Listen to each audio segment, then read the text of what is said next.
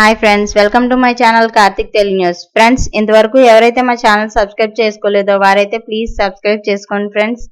అలా అయితేనే మేము పెట్టే ప్రతి వీడియో కూడా మీకు నోటిఫికేషన్ రూపంలో వస్తుంది. అలాగే మీకు వీలైతే మా ఛానల్కి ఒక లైక్ అయితే చేయండి ఫ్రెండ్స్. ఇక వివరాల్లోకి వెళ్ళినట్టయితే ఇవాళ కొత్త రేషన్ కార్డుల గురించి ఒక ఇంపార్టెంట్ అప్డేట్ న్యూస్ అయితే రావడం జరిగింది. దీని గురించి మరిన్ని విషయాలు ఈ వీడియోలో తెలుసుకుందాం.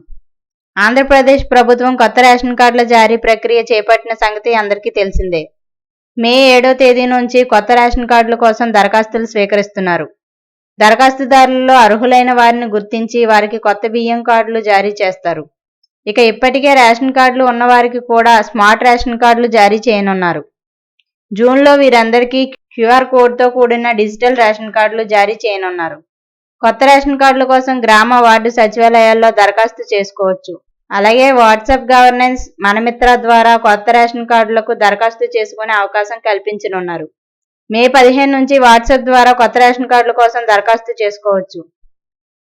మరోవైపు వైసీపీ ప్రభుత్వ హయాంలో కొత్త రేషన్ కార్డుల కోసం చాలా మంది దరఖాస్తు చేసుకున్నారు.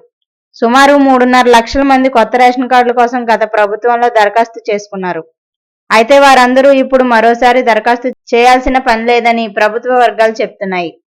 వైసీపీ హయాంలో వచ్చిన దరఖాస్తులలో 3.36 లక్షల దరఖాస్తులు పెండింగ్లో ఉన్నాయని, అవి ప్రస్తుతం ప్రభుత్వ పరిశీలనలో ఉన్నట్లు ప్రభుత్వ వర్గాలు చెప్తున్నాయి. ఈ నేపథ్యంలో మరోసారి వీరు దరఖాస్తు చేయాల్సిన అవసరం లేదని ప్రభుత్వ వర్గాలు వెల్లడించాయి.